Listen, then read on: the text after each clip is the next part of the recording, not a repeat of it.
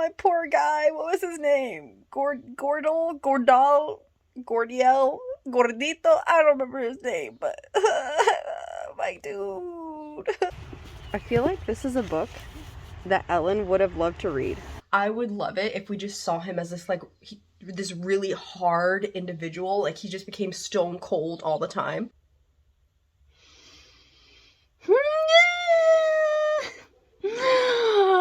I am very hungry, very tired, and my face is itchy. Welcome to a reading vlog.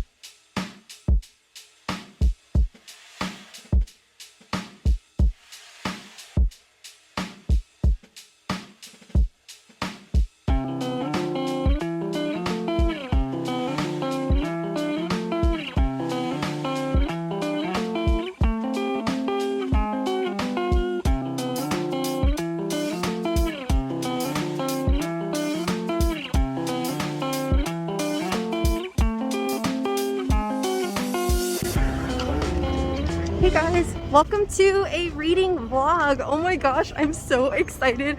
I'm so pumped up for this vlog because I am reading the final book in Mistborn Era 1, which is Hero of Ages. Even though I'm not holding it right now because the hold came in from my library early and this is the first week of May. So I am hyped. I don't know if I'm gonna go live for the last 100 pages. I might just do a sprint with some friends, but I am ready to cry. I've been warned that my favorite characters, something happens. If someone dies, if Marsh dies, I'm gonna scream, I'm gonna cry. If Saza dies, I'm gonna scream, I'm gonna cry. If anyone dies, I'm going to scream and cry. So that is the plan right now.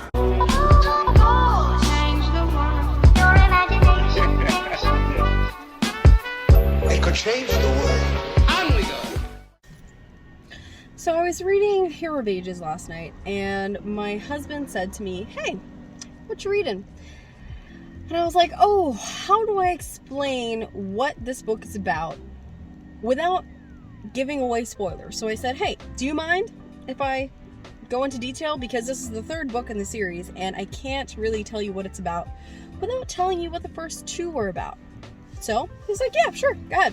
So I was like, okay, we're in a world where people digest magic just in small amounts. Same thing as if, you know, you were cooking on a steel pan and eating food off that, you get some steel inside you. People digest these metals and they're able to burn it as energy to do amazing things like push and pull and, you know, alter other people's emotions, get them energized, get them relaxed. And in this world, 1,000 years ago, there was a battle between good and evil won. So for 1,000 years, evil has reigned. There is a class system with noblemen and slaves.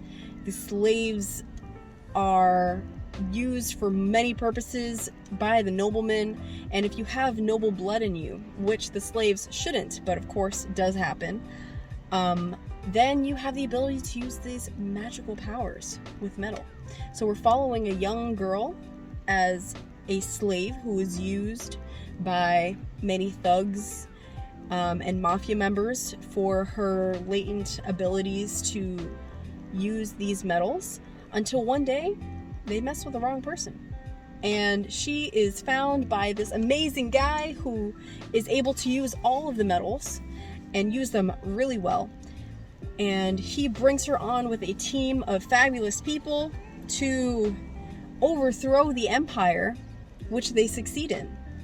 So she unlocks all of her abilities, becomes super powerful. The guy who trained her ends up passing away as part of his grand plan of being a martyr and becoming a symbol of peace and hope to revitalize the morale of the slaves after his death and after his plan is executed and the emperor is gone. But after he's gone, and after all the wars that are then fought, turns out that he knew something that everyone else didn't, and apparently he was stopping the apocalypse from happening. So as volcanoes erupt and ash is strewn around the world, and the sun is slowly blocked out, eventually soon to the point where there will be no more crops and no more food, and everyone will die of starvation. The only way to salvation is solving clues and puzzles left behind by the dead emperor, who knew that one day his reign would come to an end and that this would happen.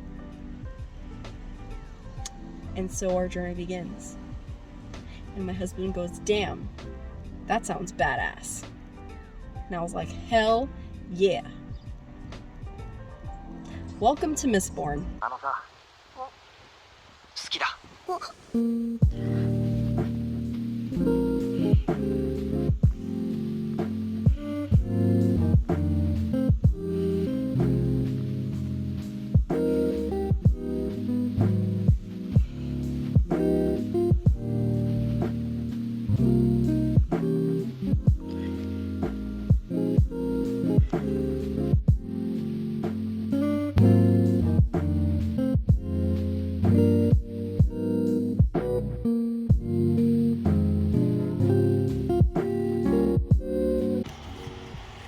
Okay, so like, I feel like this is a book that Ellen would have loved to read. The story of justice, grace, and the fight for peace. How to be a good ruler. But also, look! I just dropped it in the mud. I'm so taking this. You don't understand. Like, this is one of my favorite books of all time. And I let someone borrow my copy, and they never gave it back. So, hey, here we go. Thank you. I already have a copy of this, so.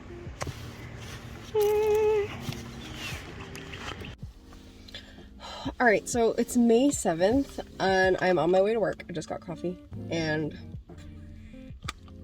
I'm struggling. I'm struggling because the first week of the month is over. I have my biggest TBR of the year, basically, this month. And it's taking me forever to get through this book. There's like 80 something chapters. Is there 85, 87 chapters? And it's been a couple days, and I'm only on chapter like 35. It feels like the trend within most of Sanderson's works, where like the first 200 to 300 pages is kind of slow. I mean, there's action occasionally, but the first 200 to 300 pages is really slow because it's building things up, right? Which I get. And then the last 300-400 pages are just like kapow, action, crazy things are going down, right? But this is the third book in a series, so I don't know that it needs to be that slow. I know it's just like reserving the fast-paced action and mind-blowing plot twists for the end, but it's pretty consistent throughout all the books. We're like, it's sitting on a 4 right now. Maybe not even. It's sitting at like a 3.5 right now. I don't know. I mean, we got some more of my like, favorite characters, Marsh and Sazed.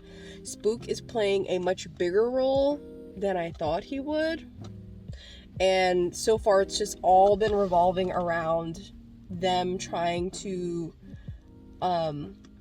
gain control of the very last city where they think the last store of like Adium might be and all the last resources. We're running out of time, and Ellen doesn't want to be like the Lord Ruler. I get it. He's struggling because he has to make similar choices that borderline, I guess, by his standards, he believes make him a bad person, but I feel like that's all subjective. And it's like, if two people do the same thing, if two people commit the same atrocity, even though they have completely different motivations, one that might be considered evil by social standards and the other one that might be considered good, does that have any effect on like how the atrocity is perceived later in history?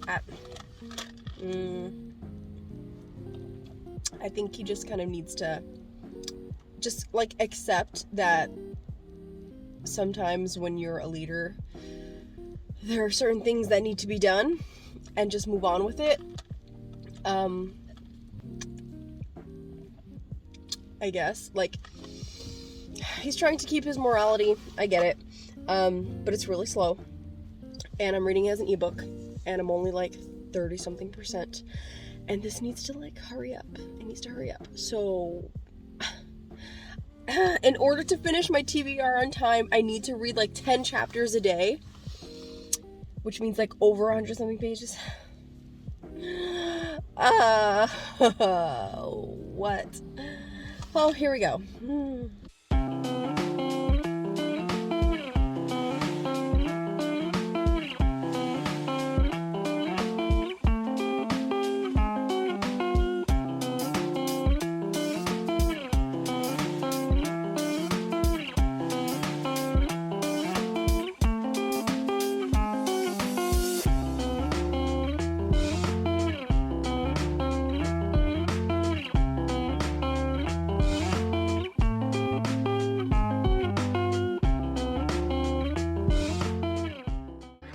Okay, before I give you my like 50% of the way through Hero of Ages thoughts, can we take a second to appreciate this investment, because this palette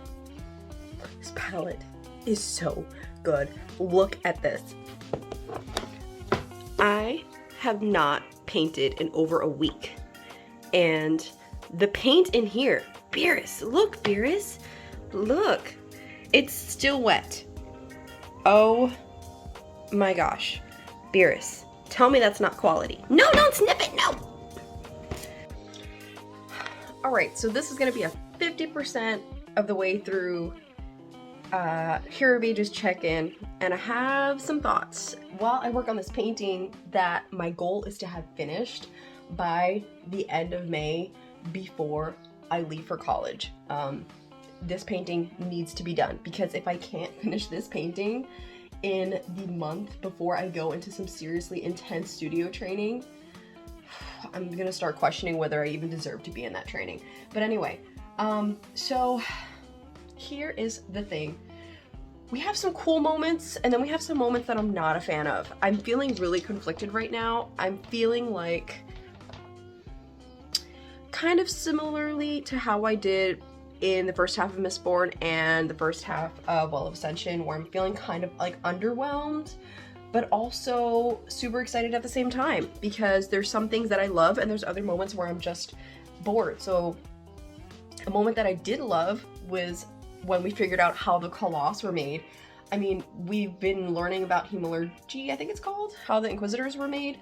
We've been learning about hemalurgy this entire time, so it wasn't too surprising that they used a very similar process for the Colossus. I kind of saw that coming from a mile away, but what materials they used to make the Colossus, which were just regular people, I didn't even think about. So that was really, really cool. The entire scene where like Vin forces human to go and say it, which, duh, Steph, he's been saying I'm human this whole time. Like, when he first said I am human, I kind of took it as like humans, Inquisitors, Colossus, and Kandra, Miss Wraith, like all come from the same material source, but I wasn't thinking that humans are the base material source. I was also thinking that humans are also created from the same source as all other things, and human is just a term for like any like sentient being in this world. I don't know what I was thinking. What was I thinking? I don't know. But I'm a little conflicted as to whether I really enjoy Elend's struggle with morality, because I get that that's part of his nature, and he's not going to stop going through that, because he's finding that he's having to make some really, really tough decisions, which any leader does, and the higher up you go in the ranks of leader of a small organization to leader of the world, you start to make more difficult and more pressing decisions, and no one is ever going to be happy with all the decisions that you make, right? There's always going to be someone who is against it, someone who's going to find some reason why you shouldn't do it, and you have to make certain sacrifices. But he's being becoming more and more conflicted as to whether he's getting closer to becoming the Lord Ruler, and like just because your motivations are different is that reason enough for you to not be called a tyrant, or to think that you're in any kind of better place even though you're also sacrificing people for a cause? So I don't think so. I don't think so. I don't think there's really much of a difference here, but that is just me. I get that he's like a good person and he's doing it from a good place, but he's also finding that there's things about the Lord Ruler that we did not know. Does that make the genocides that he did okay? Absolutely not. But no one really ever understands a leader's decision making from the outside, because they don't have the full perspective and the full information. So am I saying that the Lord Ruler is a great guy? Absolutely not. But the same thing could be said about Ellen. That's just what I think. But I'm kind of getting bored with him a little bit. Like, I love him. He is a baby bean and I love him so much, and I love his character growth, but I just kind of want him to suck it up a little bit more. And like, I would love it if we just saw him as this like this really hard individual. Like, he just became stone cold all the time, but when he's alone in his tent with Vin, he cries, and like she just hugs him and he cries because he's like releasing all that weight, but he never talks about it. Why that would be chef's kiss to me, don't ask. I just want like an extreme transformation. But as far as predictions go, was Vin's mother a feruchemist? I don't know if I'm saying that correctly. I have a feeling. I'm on like chapter 44 at this point, I think. So I'm like halfway there. I have a feeling that Vin's mother in the beginning was a feruchemist, and so there's something really important in that earring that she gave her daughter, and that there's a reason that she killed her younger daughter. Nothing in the series has been without a reason, and that's one of the few things that has not been explained to us. So I'm looking forward to learning about the why of that. That Vin has some sort of really important power that maybe she's had the power with her the whole time. I don't know. I don't know what to think. But we shall see.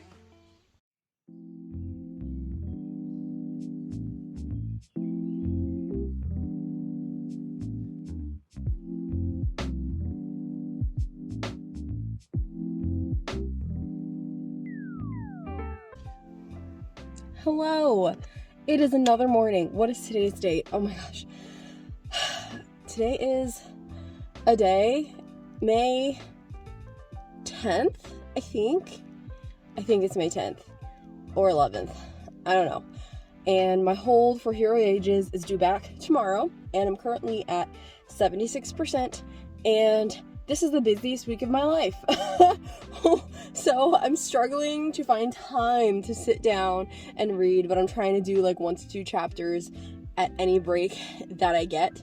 So this is going to be the last check-in before you see the end of this vlog, which is either me crying hysterically or me just going, meh. Because right now I'm like this. I'm hot and cold with this book for a couple reasons. It took a detour that I wasn't really interested in. The whole like spook character development. I mean, spook is great and I love seeing character development, just I really don't care about this whole like siege over the remaining cavern in which like the last bit of adium, all this precious metal is. What I do like about this book is that it is a nice wrap up to the series, because we're getting so many questions answered and I'm fairly certain that the epigraphs are being written by Sazed in the future at this point, which means that here's why I might cry. Something really, really bad has to happen for me to cry at this point. So either everyone dies, the entire world ends, and it resets, which would be amazing, but I don't think is gonna happen because Mistborn Era 2 is a thing, right? So probably means that Ellen and Vin are going to die together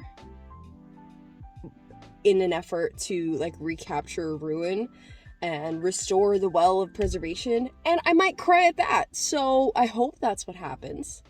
I hope that they die and become legends. That would be amazing. I love those two. I have to give this book some credit because it's very romantic. It is the first adult fantasy I've read that does have romance, but there's no sex. It's like off-page implied sex.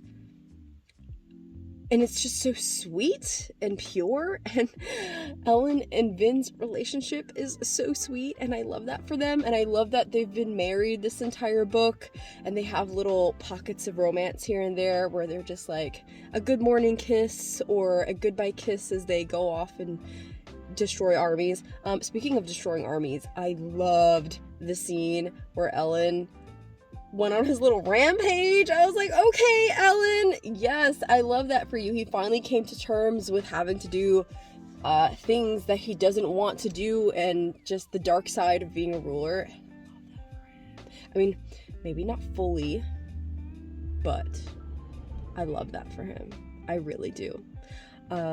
So that rampage scene was one of my favorite scenes in the entire book so far, and it was a very short chapter. But the fact that he's killing Colossus, now that we know that how Colossus are made, ooh, I felt kind of, if I was in power, I would be trying not to kill as many as possible, because the method that it takes to the method that it takes to make Colossus is one that he is not okay with going through that process in order to create more soldiers, and I totally understand that.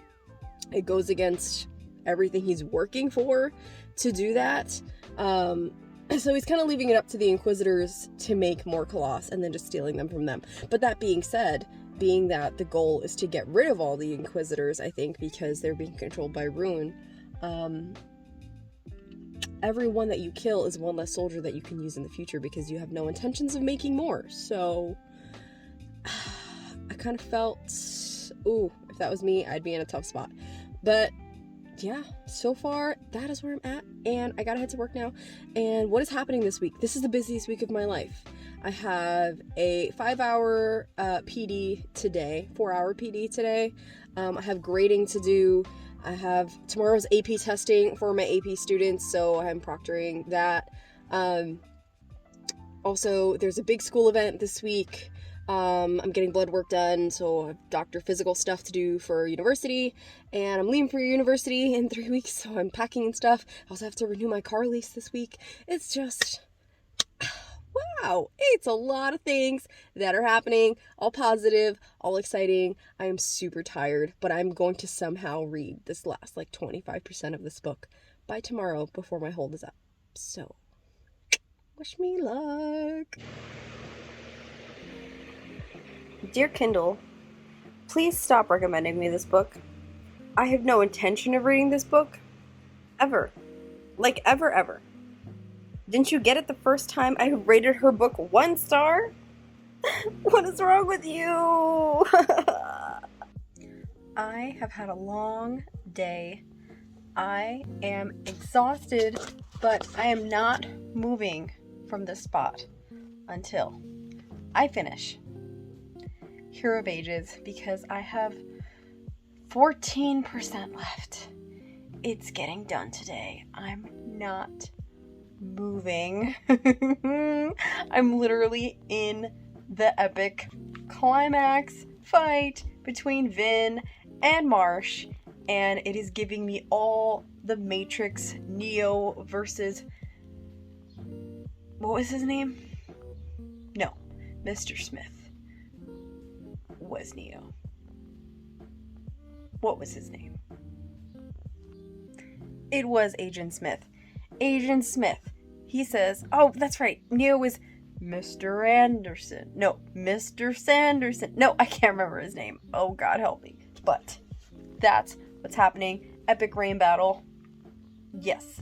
I'm still feeling lukewarm, but the saddest moment right now, the saddest moment of this entire book so far was the death of the poor dude that Vin had saved from the Final Empire, the one guard guy who was just delivering the message. He was just trying to help, man. He was just trying to help. Oh, my poor guy. What was his name? Gordiel? Gordito? I don't remember his name, but my dude.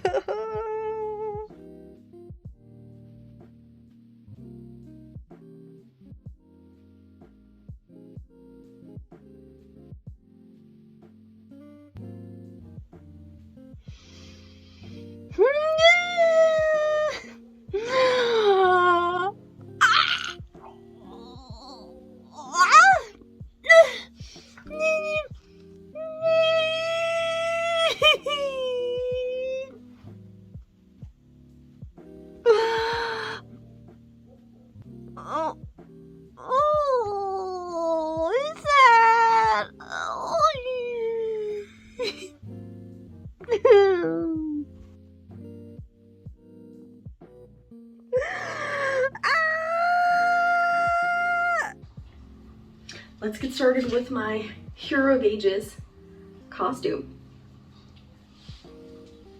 I've got face paint.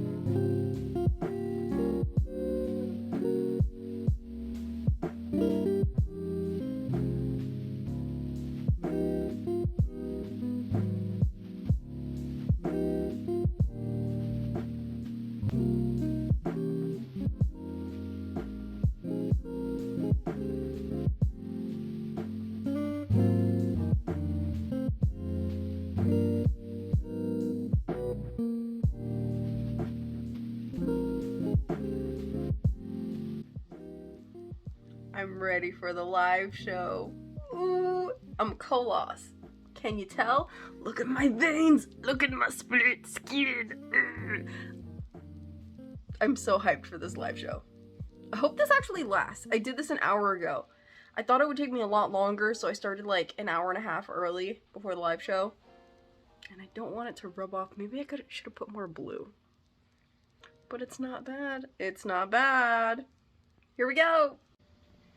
It is after the live show for Hero of Ages. I am very hungry, very tired, and my face is itchy. But I had a really great time. Oh my gosh, it was so much fun. What I learned is that I should probably not read books 3 weeks before the live show because I forgot so many things. The only thing I remember is my emotional state at the end when I was screaming because that is how you kill off characters, okay? That is just fan-freaking-tastic. Everyone died. It was great. Oh my goodness. And I loved chatting with my friends in the Cosmere Crab-Along all about it. I'm super excited for Mistborn Era 2, but I do have reservations. Oh, I'm just so scared that I'm not gonna like it. I am very blue. It's very sticky. Very uneven application, but I do like the highlights of the muscles. Hello, editing Steph here because I tried to give you a concise, cohesive, coherent wrap-up with my cosplay on, and by that time of day, at the end of the live show, I was delirious and exhausted from a long day of work, and I just rambled. So let's give it take 2. This book was 5 out of 5 stars. Even though about a good 70% of it read at 4 stars, the last 30% just made up for it because the Sanderlanche is real, okay? Give in to the hype. Brandon Sanderson is a really, really good fantasy writer. I highly recommend it. If you're still watching this video and you've never read Mistborn for some reason, please do. Please believe the hype. It is amazing. Oh my gosh. This is how you kill off your characters. I mean, granted, some of them could have died earlier. It would have been great, but the character deaths in this book were so well done. In this series, actually, because some of my favorite characters passed away earlier, and it was A1. It was A1 content. It was great. I just words. And this is why I was rambling. It is so hard for me to give a concise review about a 5-star book. And the fact that I ended up giving all 3 of the books in this series 5 stars, even though they weren't all great. I have to say the second one, if you've seen that vlog, it was good. It was fantastic. But the second one was definitely my least favorite out of the 3 because it was the heaviest on the political intrigue. This one, much less so, but the action and just the way that everything was wrapped up in this world was amazing. Every small detail from even the first book, the first Mistborn book, had a purpose. There is not wasted space. I will say that. There is no such thing as wasted space from what I've come to learn about Brandon Sanderson's writing. So when you read anything in the Cosmere, please make sure you take hefty notes. I highly suggest annotating, and I regret wholeheartedly not buying a copy of Hero of Ages because I borrowed it from my library to annotate. I just had so many thoughts, and it's just, no, I need to own the series, and I need to have special edition copies of this series. The mass market paperbacks I have for the Final Empire and Wall of Ascension are not going to do it. I have questions that are still raffo, but that is fine. That is fine. I'm a little bit anxious as to whether I'm going to enjoy Mistborn Era 2. Everyone's telling me, yes, Steph, it's gonna be great, look forward to it, but it just feels like this first era is wrapped up in such a nice, neat, slightly fringed bow that I don't need a continuation.